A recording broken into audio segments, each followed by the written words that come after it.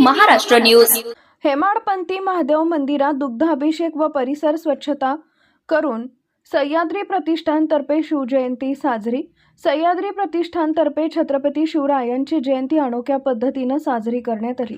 प्रतिष्ठानच्या दुर्गनगर सेवकांनी पाटणा देवी जंगल परिसरात हेमाडपंथी महादेव मंदिर परिसराची स्वच्छता मोहीम राबवली। त्यानंतर महादेवावर दुग्धाभिषेक करण्यात आला।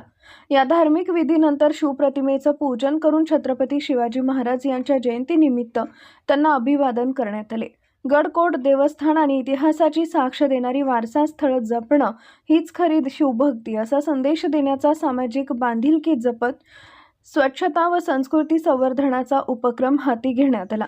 दरम्यान तेथील भाविकांनी सह्याद्री प्रतिष्ठानच्या या कार्याचं कौतुक केले।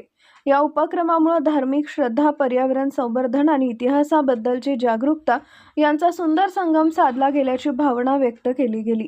या प्रसंगी सह्याद्री प्रतिष्ठानचे दिलीप घोरपडे, सचिन पाटील, गजानन मोरे, बाळासाहेब सोनवणे, संजय साठे, जितेंद्र वाघ, गणेश पप्पू पाटील, मोहन भोळे, ललित चौधरी, सचिन पाटील, बबलू चव्हाण, रत्नदीप पाटील, कार्तिक चौधरी, कृष्णा चौधरी, साई पाटील यांच्यासह सह्याद्री प्रतिष्ठानचे कार्यकर्ते उपस्थित होते।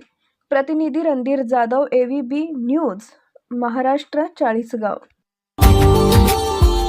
Subscribe now and press the bell icon.